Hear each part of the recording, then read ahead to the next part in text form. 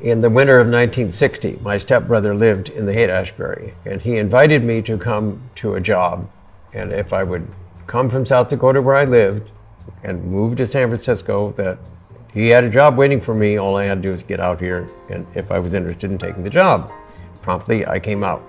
I moved to a place about 3 blocks from Haight and Ashbury, and then that was the neighborhood that I arrived at.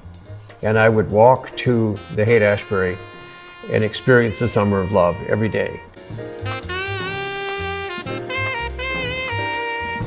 I had figured out a way to get a job on Haight Street. Then I had an excuse to be there every day. If you weren't working that day, you would get up to the Haight about 11 o'clock in the morning, and for me it meant about a 10-minute walk, and I would maybe walk with my friend.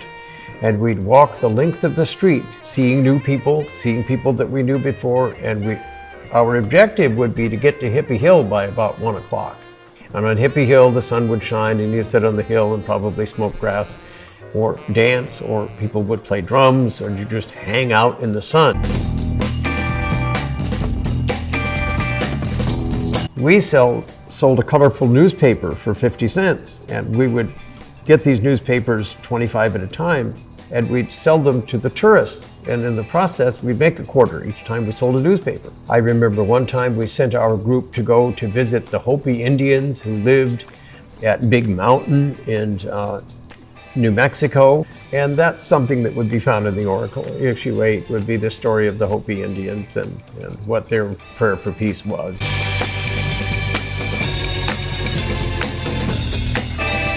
I remember, because the Grateful Dead only were 2 blocks away from the San Francisco Oracle office, we thought for sure that we should go in a group and we should march from the Oracle office to the Grateful Dead house, again about 2 blocks. And we should ask the Grateful Dead to ask Owsley to give us a gram of acid. There was a guy named Sharanjiva that somebody had found in India and got him an invitation to come to America. And so we tried to get this Sharanjiva and some other because Sharanjiva was considered a holy man. Oh, they're going to bring this holy man here, everything's going to be all right. Okay, let's see what happens. So they had a thing called the Holy Man Jam. They rented the auditorium, and holy men took turns speaking. Like all the holy men get together, play music, and talk about their stuff. You know, that's spirituality at its best, you know.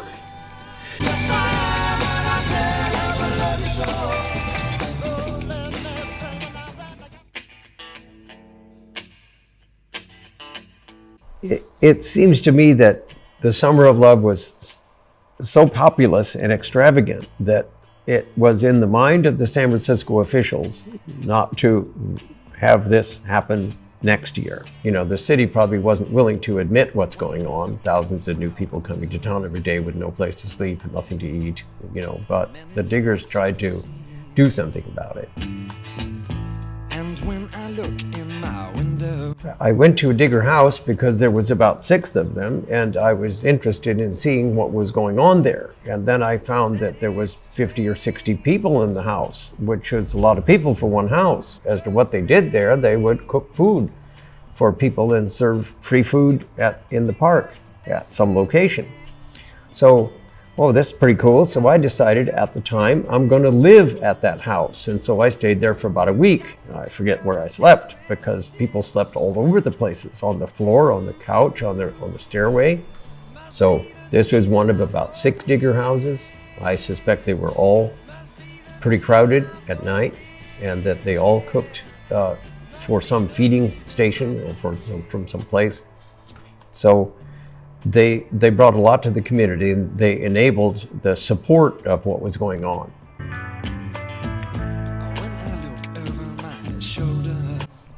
So there was a heavy police presence in the spring and the winter of 1968. It was just like day and night from maybe December 67 and January 68.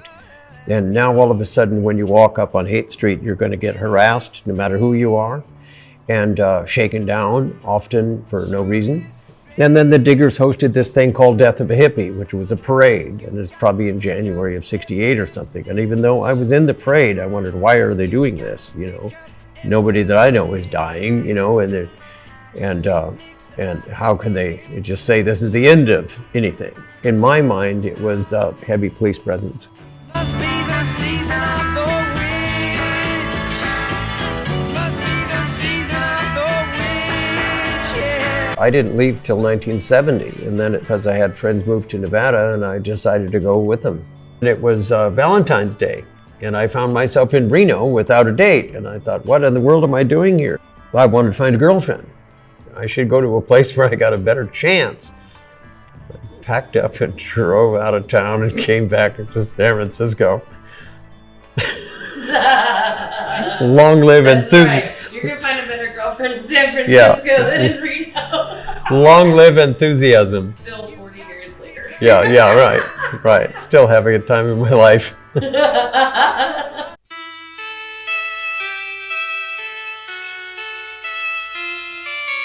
Picture yourself in a boat on a river with tangerine trees. It was 1962.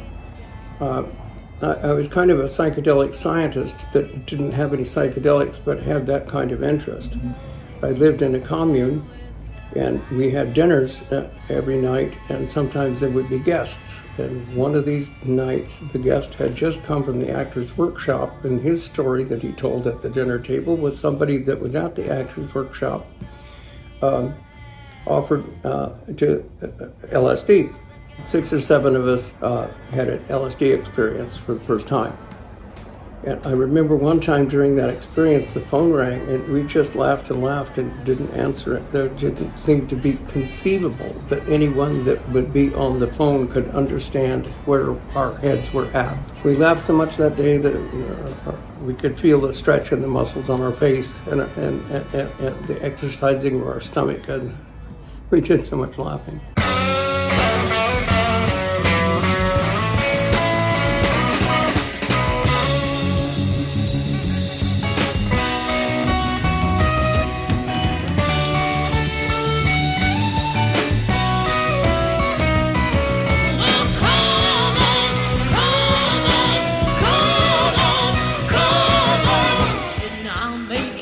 So Janis Joplin and I were friends in 1963. She would work for $15 at evening for 10 o'clock at night till 2 in the morning singing folk songs at one of a number of coffee shops on Upper North Beach. So we were personal friends 3.5 years before she joined Big Brother and the holding company. And then she and I invited her to Christmas parties the last 3 Christmases of her life. Twice at my wife and I's house and the third at her house at 22nd and Noe. But by that time she was using heroin and it was not so easy to party with her. Before that we took LSD at our Christmas parties. I remember going to 2 acid tests at the Fillmore Auditorium. LSD was still legal then, and it was going to be a place where we were going to have a place to take acid and be there all night and just enjoy ourselves, and we did, and we had a great time. Nobody had any trouble. You know, they had a couple of trays that looked like salad trays, and one had orange Kool-Aid and one had green Kool-Aid, and a bunch of small cups, and you just take a cup and go ahead, and a half hour later you're having the time of your life, and if you want more, well, go back and get more.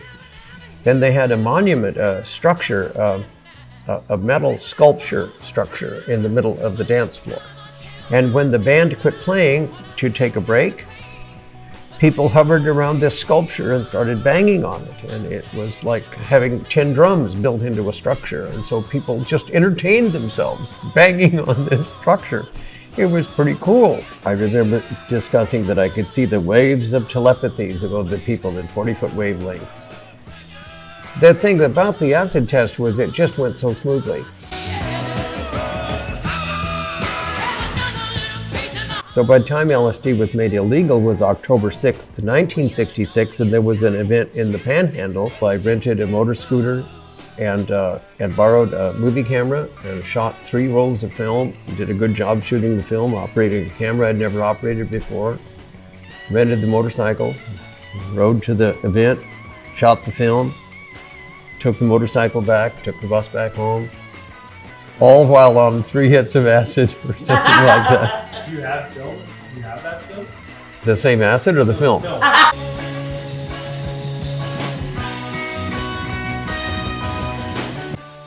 I could probably add to that spiritual thing. Well, the idea is that people would take psychedelics together, and the same people would take psychedelics together again and again over a period of time. They'd get together at the same time and take it. And so it formed a family relationship, because this is kind of a spiritual thing, where people that felt comfortable with each other in this psychedelic state of mind, it formed bonds of friendship that last till today. No, I mean, I'm actually living with a roommate that we met under those circumstances back in '69, and we looked each other up years later and finally still share a house together.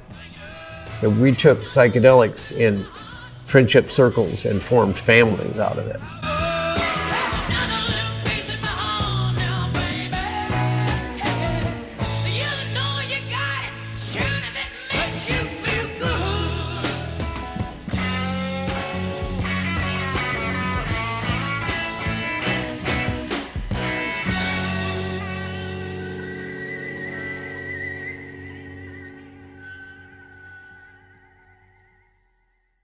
The experience is so compassing you forget you were ever waiting at all. It's sudden, but you catch the light and begin to fall.